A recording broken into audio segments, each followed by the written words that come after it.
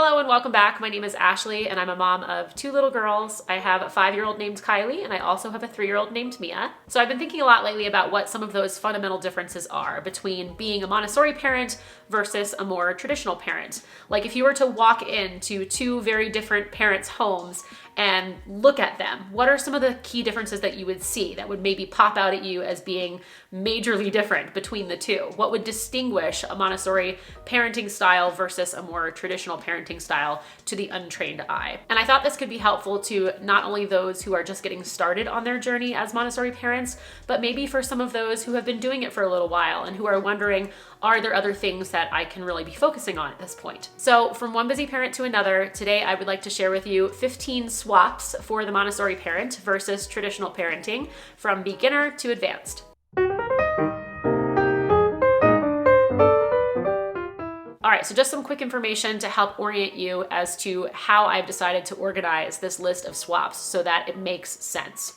The first half of the list is all related to choices about things that you are intentionally not bringing into your home as a Montessori parent and what some of the most common replacement items might look like, which, by the way, do not need to be expensive or brand new. You can certainly DIY your own versions of these things. You can borrow them from a friend or family member. You can even purchase them secondhand to make it more sustainable. Whatever works for your family is what works, and there's nothing wrong with that. But the reason that I chose to focus on things for the first half of the list is because these are often quick, actionable changes that you can make to your child's physical environment and see immediate results, which feels very satisfying when you are first trying to make these kinds of really big shifts in the way that you parent at home. And then something else that I want you to keep in mind in relation to all of the physical items that are on this list, the first half, is that you don't have to have all of them. You don't have to do all of these things in order to be a Montessori parent. There are certainly families out there who only do a couple of them. There are some Montessori families who do a great majority of them. These are just some of the most common Montessori swaps that you will see. So I wanted to share those with you, but you can certainly take what works for your family and leave the rest and not have a shred of guilt about it. Now, the second half of this list of swaps are things that are related to how you interact with your child, which are by far more important compared to the physical things, but they do tend to take longer to do because a lot of this is about the inner work of being a prepared adult. And it takes a lot of time, depending on how you were raised, to sometimes shift your mindset about parenting and your views of children in general. And because of that, it often takes a lot of practice, and that's okay. I just want you to know, though, that this second half of the list is definitely way more important in the long run when it comes to really effectively being a Montessori parent. Okay, one last final thing is that I'm not going to go into the whys really in detail in this video behind each of the swaps because there's a pretty good chance that I already have a video on my channel that goes into a lot of detail on that specific topic. So what I'm going to do for you is I'm going to go through my list of previous videos and try to pull out the ones that are related to these swaps that I'm going to list. And if you're interested in learning a little bit more about a specific swap that I mentioned, then you can go into the description box down below and I'll have them all listed out there and you can choose the ones that are related to the various different swaps. So let's go ahead and get started. Okay, so starting off with our list of physical things that you can change in your child's environment. The first swap is instead of using a crib for your child to sleep in, they can use a floor bed, and they can do this from infancy. Now, if you've never heard of a floor bed before, it can simply be a mattress on the floor. That is how both of my children started out as well. If you live in a more humid climate, you can certainly look into getting a floor bed frame that helps to elevate the mattress off of the floor a little bit, just to prevent issues potentially with mold. But if you do live in a drier climate, there's nothing wrong with having it directly on the floor, so long as you lift it up periodically and vacuum underneath, just, for general hygiene reasons. But having a bed on the floor enables your child to have freedom of movement. It helps to build their independence from the youngest age possible. There are just so many benefits. And again, if you're interested in learning more about floor beds or any of the other swaps I'm about to mention, then check out the videos that I have linked in the description box down below. Okay, moving on to swap number 2, which is instead of using a high chair for your child's meal times, they would use a weaning table. If you've never seen a weaning table before, it is just a tiny table and chair that are perfectly sized for your child. And it should be such that when they sit in the chair, that their feet can firmly rest flat on the floor, just like we would have if we were sitting in an adult-sized chair. We want them to be comfortable, basically, and able to get up and back into their seat if needed independently without an adult coming over to lift them and help do it for them. Again, just like a floor bed or any of the other swaps on this list, the primary idea here is to foster their independence and to give them that freedom of movement and to help them develop self-discipline. All right, so next up is the third swap on our list, and that is instead of giving your child plastic cutlery and a sippy cup when they're ready to transition to solid foods, we offer them real metal cutlery and an open glass. And why might we do this? Well, to be honest, metal works better than plastic. I don't know about you, but if you've ever tried to stab a piece of food with a plastic fork, 9 times out of 10, it slides off the fork. And that can be really frustrating for a child who is first learning how to use a fork if every time they stab something, it comes off before it makes it to their mouth. So metal cutlery is definitely the way to go. I've used that with both of my children since they were babies with great success. I know lots of other Montessori families who do the same. So I would definitely recommend silverware that has metal tips on it, even if the handle is not made of metal, at least the tips should be. And then with regard to the open glass, the primary thing here is that it is an open cup, just like a normal shaped cup, just like we would drink out of as an adult. There's no lid with a spout or a straw or anything like that. Babies are capable of learning how to drink out of an open cup. Granted, their cups are like the size of a shot glass when they first start, but that's okay. They do eventually graduate to larger and larger glasses as their skills get better. Now, I did intentionally use the word glass instead of cup because we err toward the side of real materials. So if you give your child a small glass and they chuck it, it's going to break. They're immediately going to learn natural consequences of their actions, and that will help them to better learn how to take care of their things, how to be careful. Whereas with a plastic cup, they can chuck it across the room and nothing happens, and that doesn't really teach them how to take care of their things. Now, I know safety is always a concern, so if you are worried about the potential of the glass breaking and potentially injuring your child, which I've never had happen, but it could, you can also use little stainless steel cups or bamboo cups. Generally speaking, we're just leaning towards something made of natural materials. All right, so the fourth swap on our list for Montessori parents is instead of giving your child cartoon, fantasy-based books, we offer our child beautiful reality-based books. So we're looking for things that have actual photographs, realistic illustrations that are actually beautiful to look at, even from an adult perspective, storylines that correspond to actual everyday events that our child has experience with, and kind of saving the more fantastical, mythical creatures, things that are cartoon or based in pop culture. We're saving that until they're a little bit older in the second plane of development, which starts at 6 years old. And the primary reason for this is that we want to ground our children in reality. We want to help them understand the world and the things that they're seeing around them by giving them things that are reality-based so that they can help organize the information that they're taking in their environment before we begin to offer them things that are not real and could potentially be confusing. All right, so swap number 5 is instead of a toy box, we give our child a low open shelf to house all of their toys and activities. The primary reason for this is that it caters to a young child's sense of order. They love to know that everything has a place and everything is in its place when it's not being used. They know exactly where to go to find it anytime they're looking for it. And perhaps most importantly, from the parenting perspective, they know where to put it away when they're done using it. So it makes cleanup a lot more efficient, and it's also a lot more likely that our child is going to actively participate in that process because it doesn't feel like this insurmountable challenge like they would feel when they look at a pile of toys that has been dumped out of the toy box because they had to dig through the whole thing in order to find the one thing that just so happened to be at the very bottom. So low open shelf is the way to go. And again, you don't need to go out and buy a shelf. You can use existing furniture or low down like built-in parts of your home. Like if you had like a hearth in front of a fireplace that wasn't really used, if you have a coffee table with like a lower half to it that is kind of at your child's level, the lower levels of an existing like tiered bookshelf, anything that is down at their level where they can see it and access it will work. You could even use a windowsill if you have one that's low enough. I used to do that with some of my girls' books when they were really little. You can use baskets along the floor, or even you could just line things up along the floor, along a wall. Anything, as long as it's organized and your child can get to it, will work. And for anyone who is new to this, I know you might be wondering, well, what do I do with all the other toys? There's only going to be so much space. That is where you implement a system of rotation. So you're storing away the things your child is not actively playing with right now, and you rotate things out periodically. Again, video is all about that in the description box down below. All right, so moving on to swap number 6, which is instead of keeping your child in a playpen while they're playing independently, we try to offer our child a whole baby-proof room, or maybe even your whole home, depending on your living arrangement. Now, I know some people might say, well, I don't have a whole room to offer my child. That's okay. What your goal here is to give your child as big of a space as possible so that they have more freedom of movement.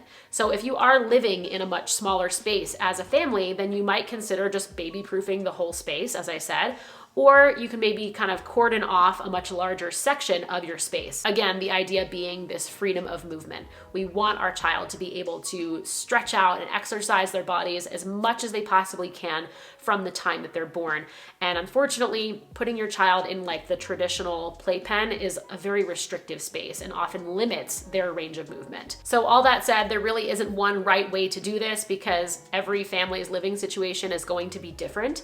So you almost have to get down to your child's level, see it through their eyes, look around the room, figure out, what do I need to do to make this space safe for my child to explore so that I'm not constantly having to follow behind them and say, no, don't touch that. No, don't do that. That's not safe. Get over here. Why are you touching that thing again? You don't want to have to do that because that's stressful for you. It's stressful for your child. So as much as you can make it what some circles call a yes space, then all the better. All right, so swap number 7 is instead of clothing your child in super trendy but very restrictive clothing, we're going to offer our child unrestricted clothing. I've already mentioned it a couple of times in this list, but a lot of these swaps are geared toward offering our child freedom of movement, and looser, unrestricted clothing, often made of more natural materials, tends to do that job better than maybe putting your child in a really cute pair of baby jeans where they're kind of like not able to move their legs, or putting a baby who isn't even walking yet in a pair of shoes, which I don't know if you know this, but babies use their toes a lot when they're learning how to kind of scoot and crawl. They get their toes up under themselves and they're like able to use that friction to scoot themselves forward. So having shoes on their feet when they aren't even walking is actually impeding their ability to learn how to move across the floor. So baby shoes, not necessary until they're actually walking and need some foot protection. And then also with things like dresses for like babies who are learning how to crawl, they often get caught on their knees on the dress and they're not able to pull up on furniture. They're not able to crawl without falling onto their faces. It's just not a good situation overall for babies who are learning how to move their bodies. So instead we put them in unrestricted clothing, which is often just like, you know, depending on the weather, like a onesie or a onesie with a pair of loose cotton pants with an elastic waistband that are easy on off, that have breathable fibers so they're not getting hot and sweaty, but you know, they're still warm if it happens to be cold outside.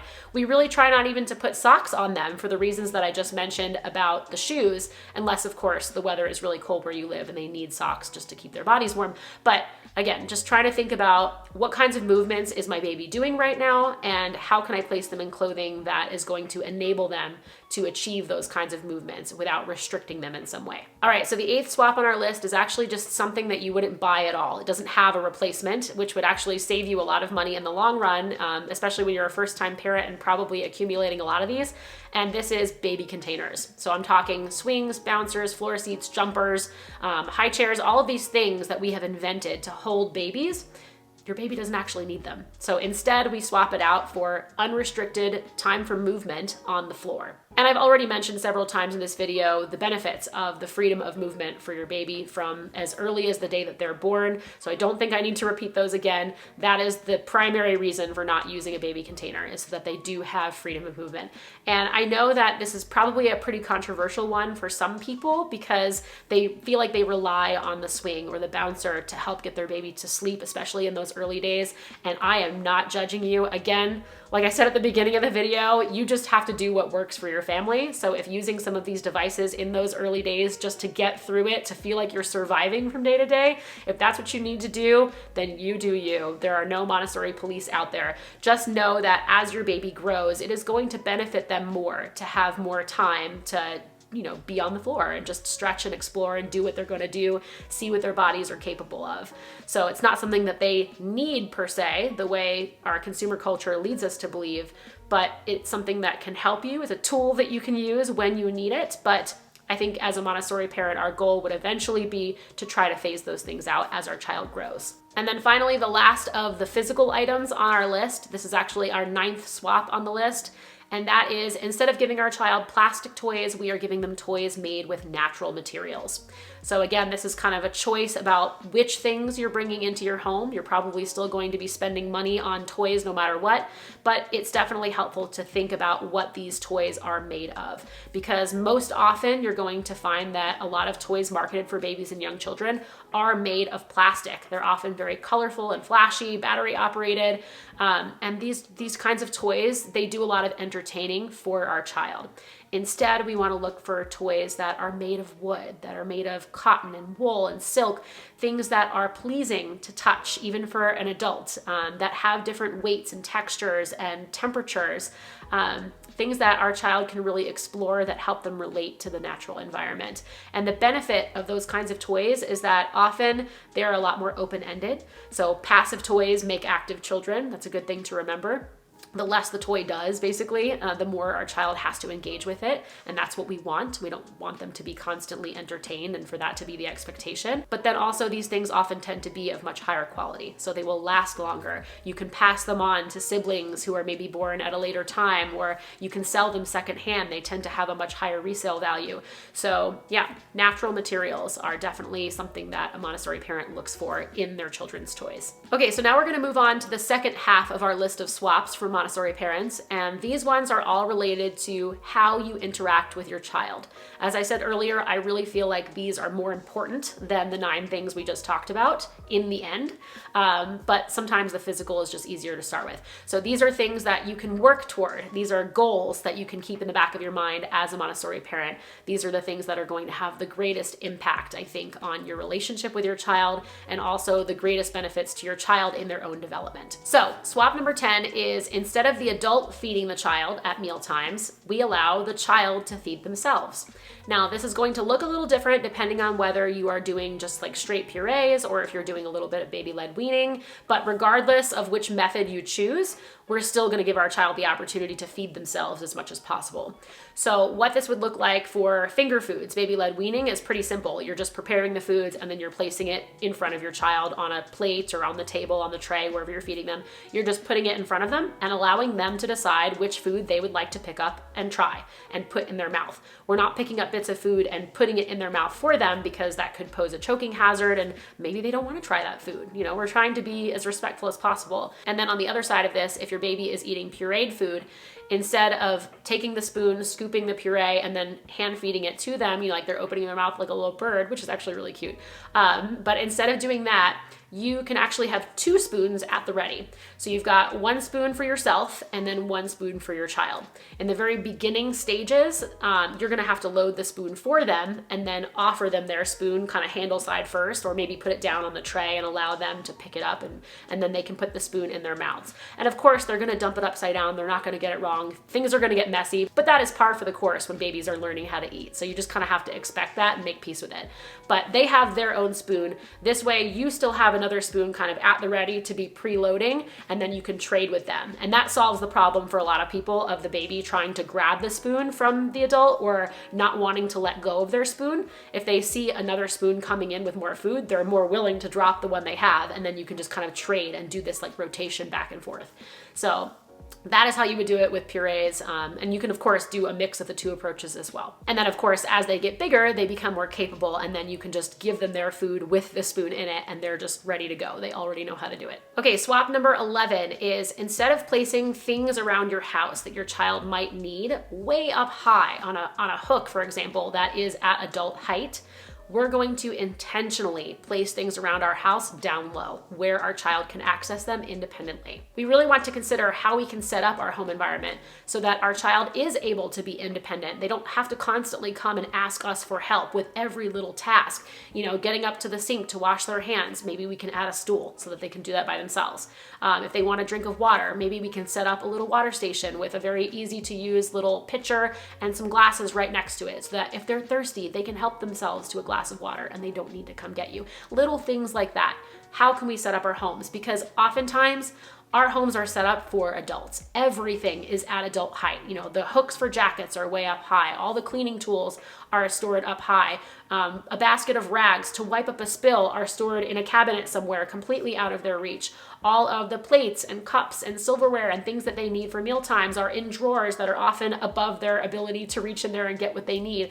So how can we bring these things down so that they can participate in these kind of normal everyday things as much as they're capable of doing? I read something somewhere one time that honestly I can't even remember where I read it at this point. I want to say it was a Montessori book, like by Dr. Montessori, but don't quote me on it because I honestly can't remember. But the point is, the story really resonated with me with regard to this topic because it talked about if you can imagine yourself as an adult, the size that you are now, if you were suddenly thrust into living in an environment that was designed for giants. So if all the chairs and tables were giant sized, if the sink was way up high and you couldn't reach it, if everything was giant sized, you would have to go ask the giants every single time for help to get into your chair. The giant would have to come and lift you into your chair. They would have to help you get up to the counter to wash your hands. And how frustrating that would be to constantly have to ask somebody to help you when you're like, I can do this myself. It's just too big and I can't reach it. And that's how our children feel. So thinking about how we can bring things down to their level can really help them to feel more autonomous, gives them that sense of empowerment. And yeah, it's beneficial for their development over the long term. And I know there are probably a few things in your home that you're thinking to yourself, well, I don't really want them to go get that thing by themselves. I don't want them to have access to it. And if it's something that is not safe, then of course, keep it out of their reach. But if it's something that can be tweaked such that it can be okay for you and your child. For example, I'm thinking a lot of parents don't want their child to have like unbridled access to snacks. Of course, you don't want your child just eating anything and everything all day because then they would never be hungry for, the meals that you're making for them. But there's a way that you can change this. You can have a small basket of snacks in your pantry or a small, like a shelf down low in your refrigerator that's designated for your child and only keep on that shelf or in that basket what you are okay with them having. So you might just put, a granola bar and an apple or, whatever, a banana and a string cheese, whatever it is, you just have a couple of choices that you're okay with them eating and then they can get to those things themselves and then you don't have the stress of, them eating too many things. So that's just one example. I think you get the idea. But think about how you can tweak things so that it's okay with you. You've pre-approved what they're choosing from, and then they have that independent access. All right, swap number 12 is instead of doing things for our children constantly, we can help them to help me do it myself. This is often a refrain that you'll hear little kids, especially in the preschool years, sometimes the toddlers too, saying like, me do it, or I want to do it, I'm going to do it by myself, because they're gaining physical independence during the first plane of development. That is their goal, is to become physically independent, to be able to do things by themselves. So oftentimes as parents, we jump in without our child actually asking for help. Let's say they're trying to put on their shoe or their sock, and we see that they're struggling a little bit. Maybe we're in a rush and we're like, we got to get out of here. And so we're like, here, let me just do that for you. And we put it on for them really quickly. And then our child has this freak out meltdown because they were trying to put on their sock by themselves, or they were trying to put on their shoe. And they're mad that you just interrupted what they were doing because they felt capable, but you took over and basically said, I can do it better than you. Here, let me do it. Which is really frustrating and disempowering for a little child. So as much as we can, we want to allow our child to have that little bit of a struggle, let them try to do things as much as possible on their own and respect that. And then only if they say, I need help, or I want help, or, if we really see that they're on the verge of like being about to give up because they're so frustrated, maybe we can step in and offer just a little bit of help and then step back again and allow them to continue and try to finish up the task on their own. So try not to be quick to offer help when you have not been asked for it, is the bottom line. All right, so swap number 13 for the Montessori parent is instead of interrupting our child, we make a practice of waiting. So what exactly does this mean? I'm talking about every single time your child is engaged in something. They are deeply focused. Maybe they're drawing a picture. Maybe they're working, to build this elaborate train set. Maybe they're building a block tower. Maybe they're a baby on the floor who is examining the crumbs they have found under the kitchen cabinet. Maybe they're a very tiny newborn who is laying down in their movement area and they're just watching the curtains blow in the breeze, or they're watching, some shadows play across the wall. Whatever it is, our child is super focused on it. And then we suddenly barge in with a comment, a question, a criticism, a correction, praise, all of these things that are not necessary in that moment and that are ultimately just going to break our child's concentration. So some very innocent examples of those things might sound like, oh, what are you doing? What are you working on? Or, oh, that's a really nice tower. Oh, what a beautiful painting, honey. Or, oh, you didn't do that part right. The puzzle piece needs to go this way. Or, oh, that's gonna fall down. Look, it's starting to lean. All of these little things that we're thinking about as we're watching our child play, we don't need to say them out loud. They don't need to come out of our mouth in that moment. What we want to do is wait for our child to break their own concentration. Wait till our child looks up from what they're doing and they look at us and they make that eye contact. And then that's an appropriate moment to say whatever it is that was on your mind. And honestly, some of the things that you were probably gonna say aren't necessary at all, especially if it was like a criticism or a correction. Our children don't need to hear those things. Those are not going to help them in the end. In Montessori, we teach by teaching, not correcting.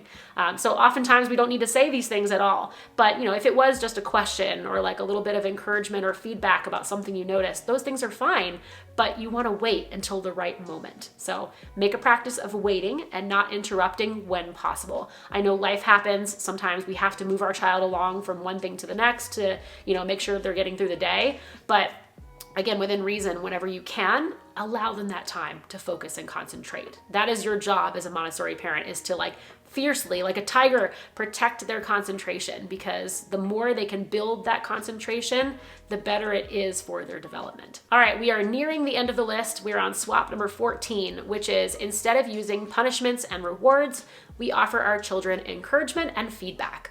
So punishments and rewards are part of a very traditional style of parenting. I don't think I really need to go into much detail on that because there's a pretty good chance a lot of us are very familiar with it because that's how we were raised, sticker charts and good job and time out and spankings maybe. These are all the kinds of things that people use to manipulate a child's behavior, to get them to do what they want them to do. And it's not respectful at all. I have lots of videos about positive discipline parenting. I will link them all down below if you've never heard of this before, but there are other ways to do it. And oftentimes people kind of default to punishments and rewards because they don't know what they don't know. So I always think that the best place to start is to educate yourself, to understand and learn about what these other alternatives are. So just kind of in a nutshell then, the encouragement and feedback that we're offering our child instead is exactly what it sounds like. We are giving them encouragement in lieu of praise. I saw how hard you worked on that. You're really looking at the effort our child is making as opposed to the final end product. We're kind of trying to stay away from offering value judgments about what we think. So when our child comes to us with their painting and they say, look at my painting, mommy, isn't it pretty? Instead of saying, yeah, baby, I love it. It's so beautiful. You're such a talented artist, which is kind of just inflating their ego and maybe not, totally true. Maybe it's just like a scribble on the paper.